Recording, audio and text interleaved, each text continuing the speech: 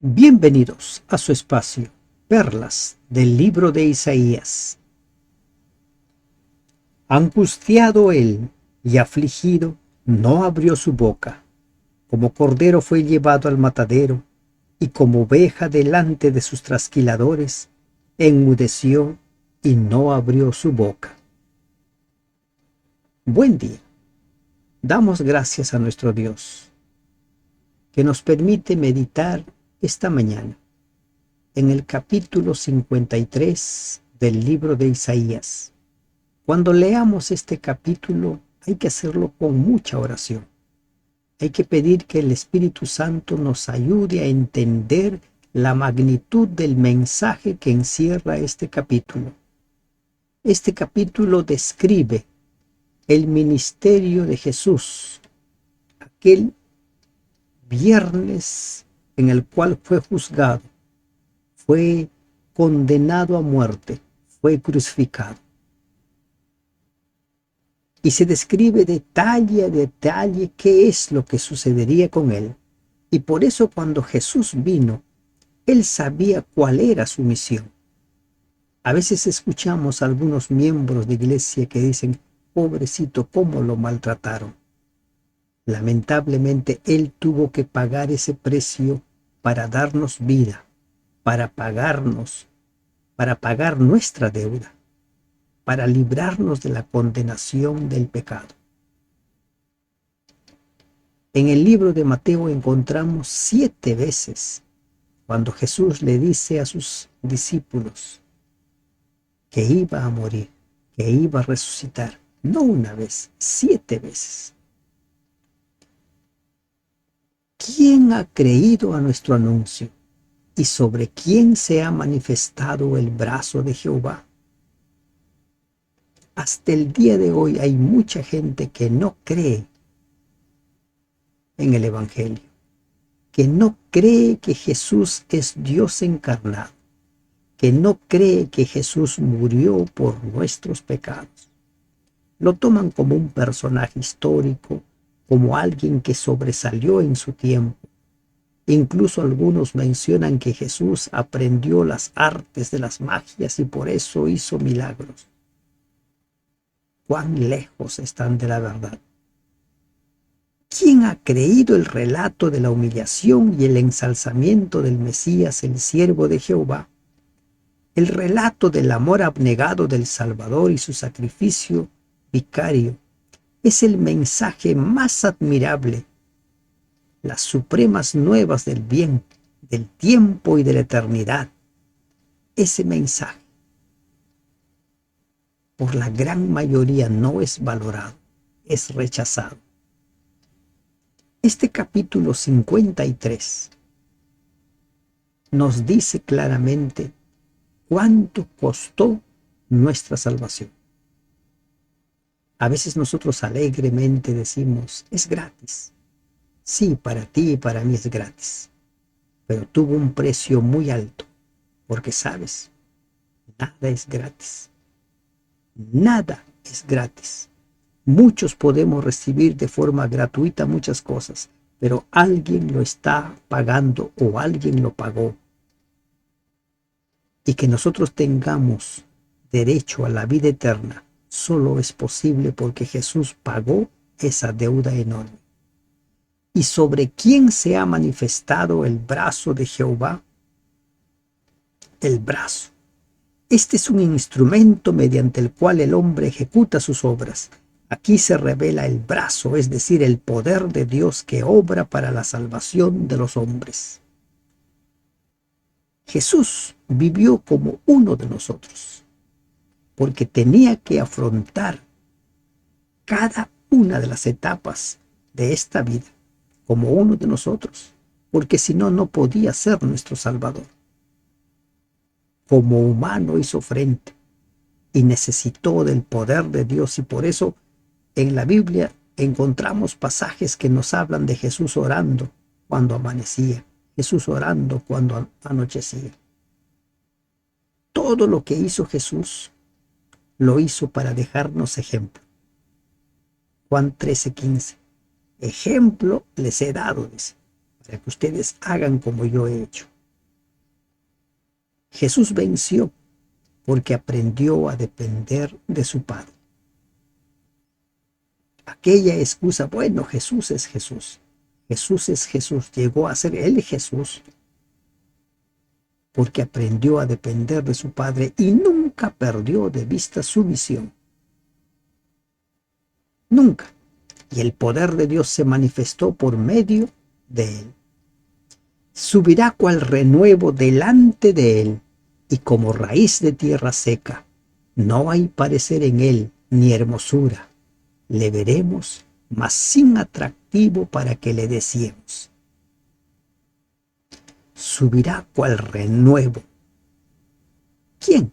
Aquí encontramos lo que se conoce como el sujeto tácito, el siervo, el Mesías. Así como la planta se nutre del suelo, así Cristo había de alimentarse de la sabiduría y de la fuerza de Dios. La figura del renuevo nos recuerda la vara de Isaías 11:1. Subirá cual renuevo. ¿Delante de quién? Delante de Dios. Cuando leemos nosotros en Lucas capítulo 2 acerca de cómo Jesús se fue desarrollando, dice que Jesús se desarrolló físicamente, emocionalmente, socialmente y espiritualmente, en las 4 áreas que conforman nuestra vida. Como raíz de tierra seca, no hay parecer en él ni hermosura. Como raíz, la palabra raíz se usa a veces en el sentido literal, pero en el Antiguo Testamento se utiliza muchas más veces en el sentido figurado. ¿Y cuál es esta figura? La figura se basa en que en muchos casos una planta o árbol es cortado de raíz, pero si ésta queda en la tierra crecerá de nuevo. Raíz equivale aquí a planta tierna. En tierra seca, usted nos habla de que no hay parecer en él ni hermosura, le veremos mas sin atractivo. Hay quienes utilizan este pasaje para decir que Jesús no era nada agraciado en cuanto a belleza física, pero no se refiere necesariamente a él. Ayer vimos que fue desfigurado,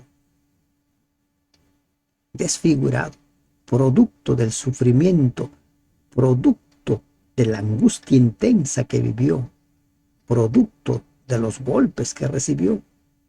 Cuando nos habla aquí de no hay parecer, no tenía nada que llamara la atención. Los hombres no debían ser atraídos por Cristo por despliegue de gloria sobrenatural, sino por la hermosura de una vida piadosa. Cristo anduvo entre los hombres como hombres, pero como hombre perfecto.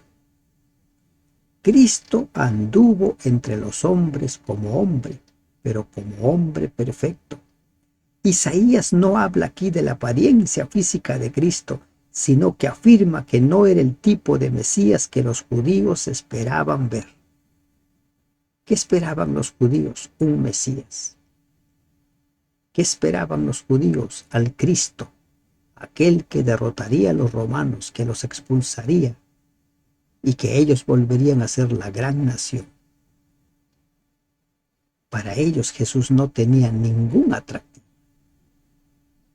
Despreciado y desechado entre los hombres, varón de dolores, experimentado en quebranto, y como que escondimos de él el rostro, fue menospreciado y no lo estimamos.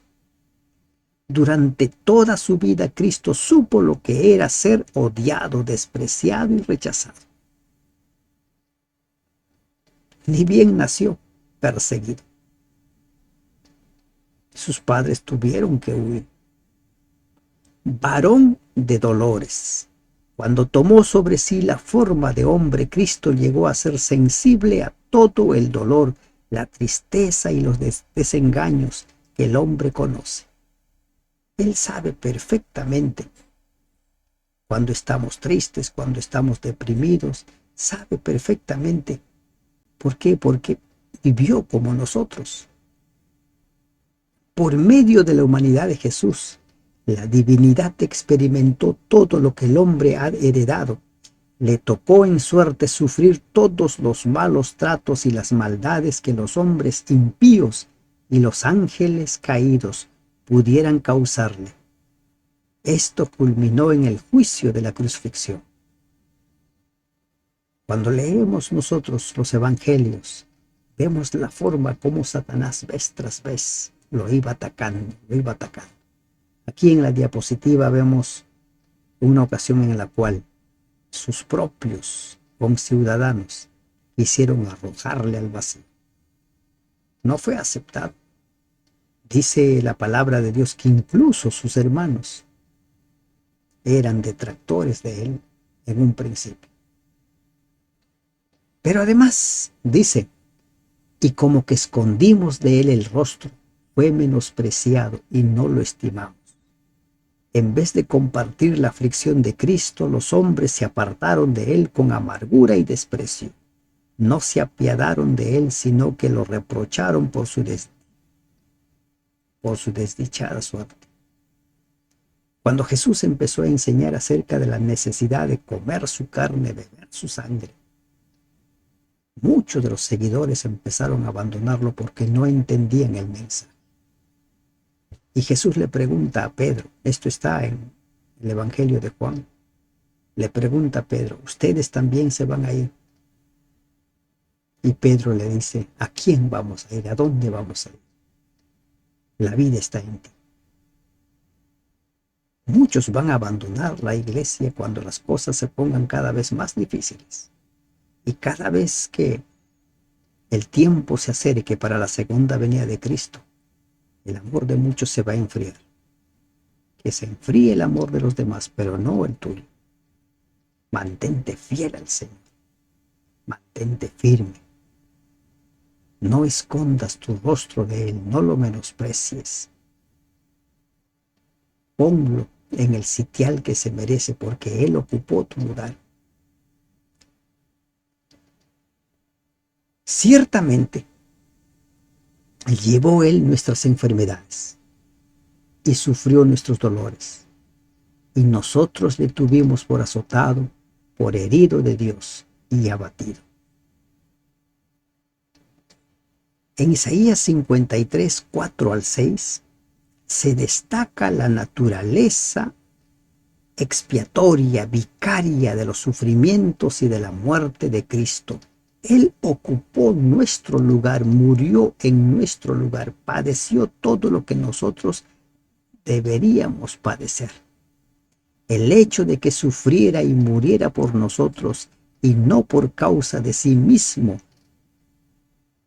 se repite 9 veces en estos versículos y de nuevo en Isaías 53, 8, Isaías 53, 11. Sufrió en nuestro lugar, tomó sobre sí el dolor, la humillación y el maltrato que nosotros merecemos. Todo por amor, todo porque te amo. Y nosotros lo tuvimos por azotado, por herido de Dios y abatido. Herido de Dios. El enemigo hizo que los sufrimientos de Jesús parecieran como castigo infligido sobre él por un Dios vengativo por causa de sus pecados. Si eso hubiera sido verdad, no podría haber sido el Redentor del mundo. Él no sufrió por pecador, Él sufrió porque tomó nuestro lugar, porque decidió pagar el precio de nuestra salvación, no por pecador. Ejemplo les he dado, dice el maestro. Meditemos, reflexionemos. ¿Qué es lo que pasó? ¿Por qué valle de dolor, de angustia pasó Jesús para salvarte, para salvar? Cuando estés en angustia, cuando estés en sufrimiento, piensa lo que Jesús pasó. Lo que nosotros pasamos no se asemeja en nada a lo que Él atravesó. Mas Él herido fue por nuestras rebeliones, y una vez más por nuestras rebeliones, molido por nuestros pecados. El castigo de nuestra paz fue sobre él, y por su llaga fuimos nosotros curados. ¿Mm? ¿Te das cuenta? Él no merecía pasar por todo lo que pasó. Cada azote que recibió, cada bofetada que recibió, cada escupitajo que recibió, porque a él lo escupieron más de una vez. Toda esa humillación, todo ese sufrimiento, lo pasó por amor. El castigo necesario para que estemos en paz con Dios lo atravesó él, como dice Romanos 5, por nuestras rebeliones, por nuestros pecados, para darnos nuestra paz, para que nosotros seamos curados. Todos nosotros nos descarriamos como ovejas.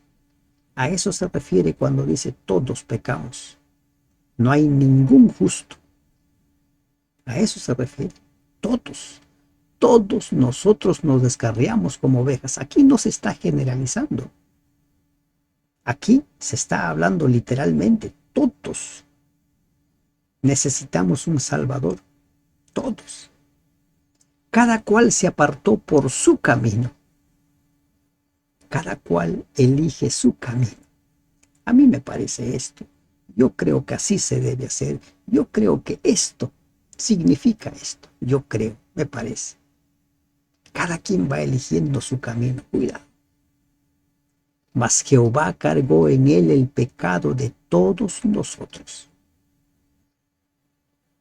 Cargó el pecado de todos nosotros. Él no pecó. Él no fue pecador. En cuanto al rescate, ¿no? Por ejemplo, de la oveja perdida, con referencia a las relaciones entre el pastor y sus ovejas. Allí se nos ilustra qué hace el pastor para rescatar a la oveja que se perdió. Va en busca. No importa la hora, no importa el tiempo, no importa el costo, no importan los peligros. Eso hizo él, porque todos estábamos perdidos. Todos. Angustiado él y afligido, no abrió su boca. Como cordero fue llevado al matadero, y como oveja delante de sus trasquiladores, enmudeció y no abrió su boca. No protestó, ni se quejó para defenderse. El silencio fue la evidencia de una sumisión total e incondicional. Como dice Filipenses capítulo 2, se humilló hasta lo sumo, hasta la muerte y muerte de cruz. Lo que el Mesías hizo, lo hizo voluntariamente y podríamos decir incluso con alegría, a fin de que el pecador condenado pudiera ser salvo. ¿Te das cuenta? Él lo hizo, no protestó. ¿Qué hacemos nosotros generalmente? Cuando sentimos la injusticia reclamamos, protestamos. Pero Él tomó nuestro lugar y sufrió callado. Como oveja delante de sus trasquiladores, enmudeció y no abrió su boca. ¿Por qué? Porque debía pagar el precio de nuestra salvación. Por cárcel y por juicio fue quitado. Y su generación, ¿quién la contará? Porque fue cortado de la tierra de los vivientes y por la rebelión de mi pueblo fue herido. Por la rebelión de mi pueblo, por cárcel y juicio. El Mesías, Jesús, no fue juzgado con justicia, a pesar de que el Sanedrín aparentó que era un juicio. Todo el procedimiento fue amañado. La sentencia no fue justa. Cuando Pilato quiso soltarlo, Ellos no. Ellos estaban empeñados en que él debía morir. Estaban empeñados. Fue cortado de la tierra de los vivientes. ¿Y cómo fue cortado? Allí en la cruz. Clavado, crucificado como el peor de los malhechores. Pero todo eso él lo pasó en silencio, porque debía pagar el precio de nuestro rescate. Si no, nosotros estábamos condenados. Y se dispuso con los impíos su sepultura, mas con los ricos fue en su muerte, aunque nunca hizo maldad, ni hubo engaño en su boca. La familia de Jesús no era gente que tuviera dinero. Los apóstoles mismos no eran gente que tuvieran dinero. Se dispuso con los impíos su sepultura, mas con los ricos fue en su muerte. El siervo piadoso fue muerto como pecador, no como santo. Habiendo entregado su vida en favor de los transgresores, murió con ellos. Cristo sería sepultado en la tumba de un rico, la de José de Arimatea, un discípulo que hasta ese entonces era seguidor de Jesús en la sombra y ahora se dio a conocer. Fue donde Pilato y pidió que le diera el cuerpo, aunque nunca hizo maldad. El libro de Hebreos dice que él fue tentado en todo, pero sin pecado. Vivió como uno de nosotros para mostrarnos que sí es posible vivir sin pecado. Sí es posible. Cuando tenemos claro cuál es nuestra misión, cuando aprendemos a depender en todo momento de Dios. Ese es el secreto. Y por eso es que, recuerden, la corona de vida es para los vencedores, no para aquellos que justifiquen sus pecados. Él nos ofrece perdón, pero la corona de vida es para los vencedores, para los que se mantienen fieles hasta el final. Él se mantuvo fiel hasta el final. No hubo engaño en su boca. Con todo eso, Jehová quiso quebrantarlo, sujetándole a padecimiento. Cuando haya puesto su vida en expiación por el pecado, verá linaje, vivirá por largos días, y la voluntad de Jehová será en su mano prosperada. No es que Dios se alegró en que su siervo, el Mesías, tuviera que sufrir, pero por causa del bienestar eterno de los seres humanos y la seguridad del universo era necesario que sufriera, porque debía pagar el precio del pecado. Esto debe entenderse de esa manera, que la voluntad de Dios no era que Él sufriera, pero son las consecuencias del pecado, y Él se hizo, voluntariamente se hizo carne en lugar de nosotros, cargó nuestros pecados en lugar de nosotros, para morir en lugar nuestro. Cuando haya puesto su vida en expiación por el pecado, verá linaje, vivirá por largos días. Vivirá por largos días. Él, después de su resurrección, estuvo aquí 40 días. Después ascendió. Y cuando ascendía, 2 ángeles dijeron: este mismo Jesús, así como le han visto ascender, va a descender, va a volver. Él va a reinar por la eternidad. Él pagó el precio de nuestro pecado. Él pagó. ¿Se dan cuenta? Verá el fruto de la aflicción de su alma y quedará satisfecho. Por su conocimiento justificará a mi siervo justo a muchos y llevará las iniquidades de ellos. ¿Mm? ¿Qué está diciendo? Verá el fruto de la aflicción. El fruto. ¿Valió la pena? ¿Valió la pena sufrir? ¿Mm? ¿Valió la pena morir en la cruz? Y Él dirá que sí valió la pena.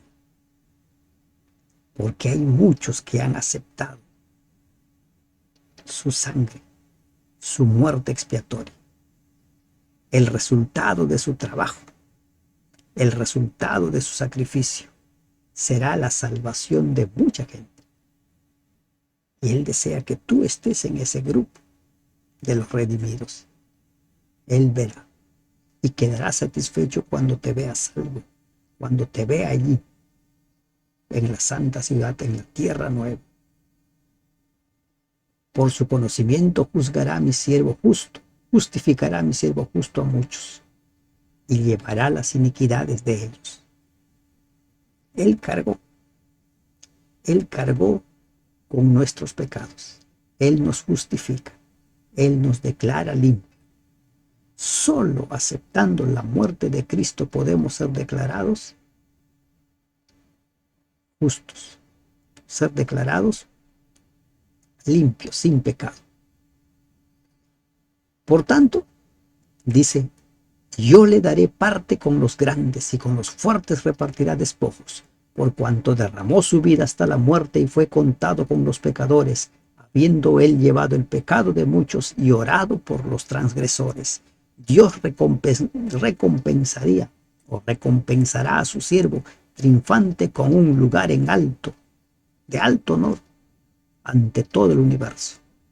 En Apocalipsis 3 y muchos otros pasajes de la Biblia leemos que Él se sienta a la diestra del trono de Dios.